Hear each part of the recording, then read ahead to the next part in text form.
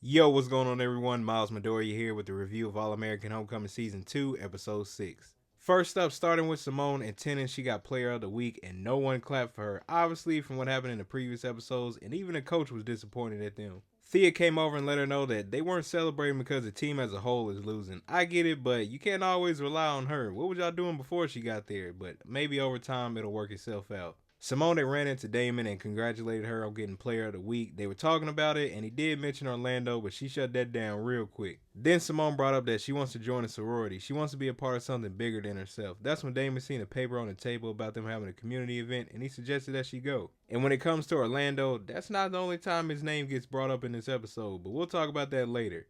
Simone made it to the meeting. She was late, but she showed up, even became cool with someone new named Melody. I think she was played by Alana Bright, who was on a TV show called Our Kind of People, so it was nice to see her in here. Simone was having a good time until Tootie showed up. I know she thought that was the last place she thought she was going to see her, but nope, not today. Tootie was putting on a front, acting like they was cool. She said because she made top 6, they're like sisters. Simone tried to deny it, but Tootie kept on talking. She brought up how she won Player of the Week, tutored some of the tennis players. She loves watching her rise because there's room for all of them to shine. I knew this was all a front. She was just talking about 2 or 3 weeks ago. It's not enough room for everyone to shine or to be at the top. After everyone left, Simone went to go speak with Aquila, saying that she enjoyed being there. Aquila said she hopes to see her the next day, and Simone said all she needs is the time, but Aquila replied that she gave it at the start of the meeting. If she wasn't late, she would have gotten the information. Women like Tootie showed up 2 hours early to help out, and if she's genuinely interested, she'll figure out the time they're meeting. That caused her to go speak with Melody about where they're meeting at. Melody was nervous at first. She didn't want to tell her. If she could act like she didn't know nothing, she would, but she ended up telling her. I just said, I hope Simone doesn't get her in trouble. Simone went to go meet up where everyone was at, and no one was there. Melody literally gave her the wrong meetup spot because she was nervous. JR heard that Simone was interested in joining PKZ, and she said she put that in her rearview mirror with the tennis stuff, that they were playing her and her instincts were off when it comes to finding sisterhood. He let her know that the tennis stuff will work itself out, and for PKZ, she sought them out for a reason. Trust it. She said she doesn't even trust herself. He told her to remember who she is. She has the ability to dig in people's hearts and make them better. Don't let the rough time with the sorority or the drama on the tennis team have her act like someone she's not.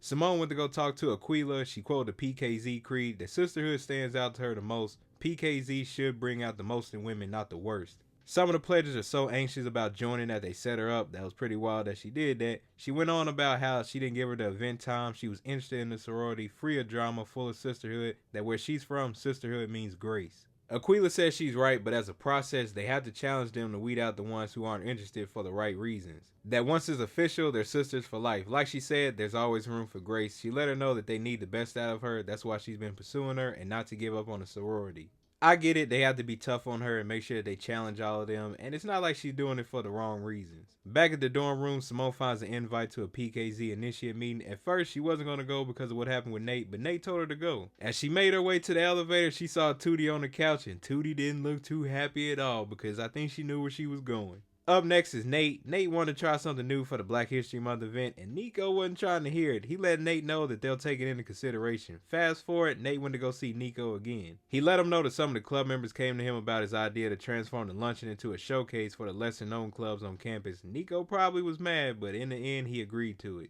The event's happening, it's going good, and Nico don't even look like he want to be there, probably because it was mostly Nate. Amara pops up telling Nico that they both did a good job and that they are a dream team. From Nico's response, Amara could tell that something was off. Nate started doing poetry, Nico started to leave. Everyone did enjoy the poetry though. After he left, Nate went looking for him, and it didn't go well. Nate ended things with Nico, and he stood up for himself because he let him know that he's not dimming his light for anyone. Nate walked away, and Amara appeared. She was there to comfort Nate. You could really tell in this episode, Nico was starting to get jealous or at least mad because things weren't going the way he wanted. Shout out to Nate for not backing down and standing up for himself. Towards the end of the episode, everyone was around trying to cheer up Nate. They was playing some games, and Nate found out that Simone was meeting with the PKZ and decided to help her out, so Nate ended off the episode good. Moving along to Damon and JR, I will say JR in this episode was acting a little off. You could tell from the beginning when he was talking with some of his frat brothers. In this episode, future recruits are coming to the campus to check out the college and the team. They have a player named Jerry that's really good, so Marcus tasked Damon and JR with showing him around the campus.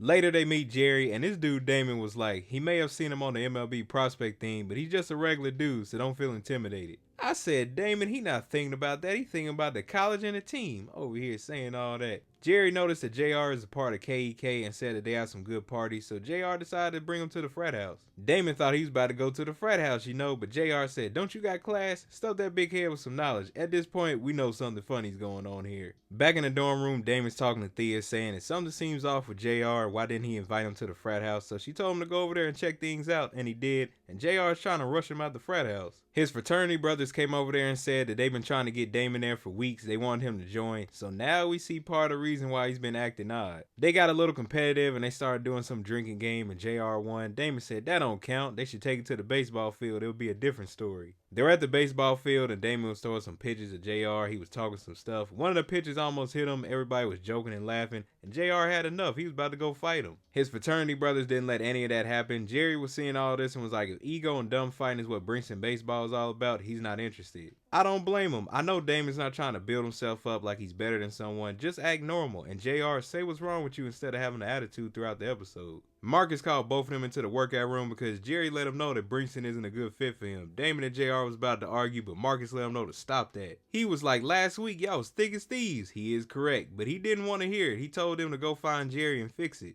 We finally learned why JR didn't tell Damon about KEK because Damon said he wouldn't have mind joining, but JR let him know that he's one of those dudes that take up all the oxygen in the room. It's not even something that he means to do, it just happens. They share parents, baseball, friends. He just wanted something that was his until his fraternity decided they wanted Damon. That dude Damon looked a little hurt and he said he was going to go find Jerry and talk to him. I can see JR's side, they're always around each other, and he wants to have something to himself, and that's his fraternity. That's something that he can call his. Whether Damon joined or not, he just probably wanted to be around his brother, but I think this could have all been fixed if JR just would have been straight up with him from the beginning. They find Jerry and start talking to him. He lets them know that Coach Marcus is cool, but the school's been through a lot lately. He's big on family, and he wants a place that feels like home. They both apologize to Jerry and ask him to give him another chance, so they bring up the Black History Month event. They take him there, and he's really enjoying it. Later on, Damon was talking to Jerry about the situation, and he mentioned that him and JR are brothers, and Jerry wanted to know the whole story. Damon wasn't comfortable sharing his story with strangers, but Jerry let him know that he'll tell Coach Marcus he didn't really connect with anyone at Brinkston and joined Hawkins. Damon started explaining to him, and Jerry asked him, is JR the older one? And he said, yeah, how'd he know? He said he got an older brother too. He wanted to follow him around and do what he did. Damon was like, he's not following him around, and Jerry chimed in and said that it was obvious he didn't want him at the frat house, and he stayed anyway. Damon brought up that JR wanted to do his own thing. Jerry told him that's normal. They go to the same college, play on the same team. It makes sense he would. Damon told him he didn't really want to join. It just messed up. He didn't want him to be a part of it. Jerry told him things would work out for him. After that, Damon caught up with JR, and he lets him know that KEK is his thing and he's not going to be joining. JR brought up that they're getting a little late start on this whole sibling thing, and Damon told him to choose his words next time. That could be applied to both of them. They're cool again, and the next thing they try to do is figure out how to get Jerry to join Brinkston. He wanted a place that feels like home, so they took him to meet their friends. They looked like they was about to have a fun time. Afterwards, Damon's talking to Jerry, and he mentions that Hawkins didn't have that much good to say about him. Damon said it's expected, they are their rivals. I guess they wasted no time talking about him. Here's where Jerry brought up that the rival thing must have been why Orlando did what he did, and that they can put that aside and play on the same team. Damon looked confused. Damon was wondering what was going on, and Jerry let him know that it wasn't cool that Orlando was secretly recording his practices at Hawkins before he transferred and leaked it to the media, that he is a good dude for letting that go. I was like, come on, man, they showing how this character was being good over the past few episodes, revealing some stuff about him, but I will say this was before he went to Brinkston. It was still a little shady, but also it was before. I also think that he should have said something when he arrived there just to get it out of the way so Damon wouldn't have found out like that. Damon went to go talk to Simone and he told her about what happened. She said, so it's a rumor then. He said he's been saying he's not a good dude and he's trying to look out for her and whatever they got going on. Simone said they don't know if he really did it or not and told him that her love life is not up for discussion. He said she gives him advice about Thea, but that's because he asked for it. She brought up the Jordan situation. Boy, we all remember that she's not going down that path again. Their personal lives are off limits, and if he can't respect that, they need some distance. I will agree she doesn't butt into his relationship besides the whole teammate situation early on in the season. She doesn't bring up Thea like that when they're around each other. It's not like she goes to Damon talking about Thea saying she's bad and trying to mess up that situation.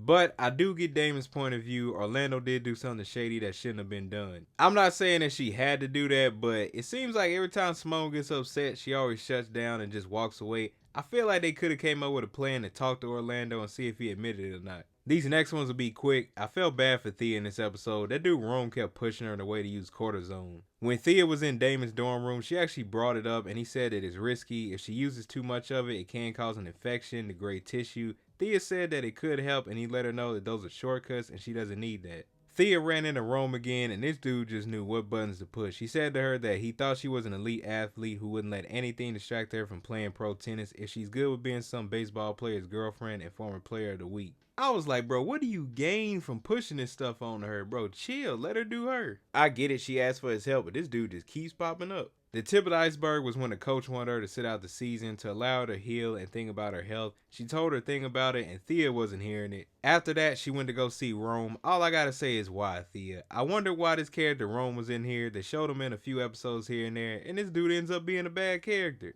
Moving along to Marcus and Jesse, they're supposed to be talking to some new recruits, but before that happens, Marcus wants to let them know about what happened to him, why he left. He wanted to talk about the mental wellness resources that they offer. Jesse agreed about mental health being important, but the key to a sales pitch is to keep things positive. Once again, he's thinking one way. Jesse goes up there and gives his presentation. You could tell none of them was really feeling it. Marcus went up there explaining his situation and they enjoyed it. Later we see Jesse drinking in his office when Marcus went to go see him. He let him know that he makes a difference and it's no surprise that his sons love him.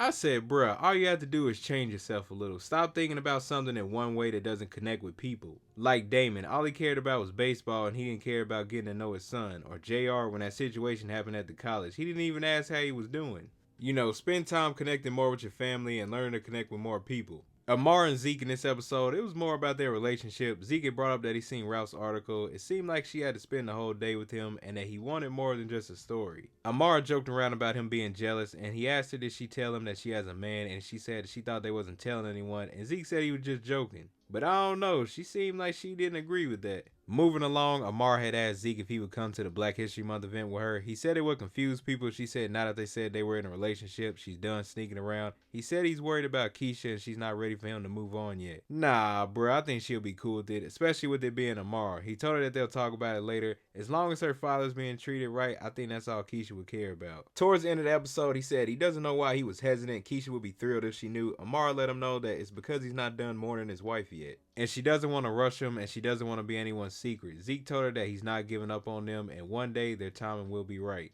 I mean, not if Marcus got anything to say about that. Nah, I'm just playing, but that was the right move. He's not ready yet. You got to take your time when it comes to situations like that with both parties involved. It was a cool episode. Stuff's building up for the next one, and I can't wait to check it out. Also, Layla's going to be in the next episode of All-American Homecoming. So that episode should be an interesting one. But y'all let me know in the comment section down below. What are your thoughts about this episode, and what was your favorite part from it? Here's a video synopsis for the upcoming episode. Thank you all for watching this video, and I'll see you in the next one.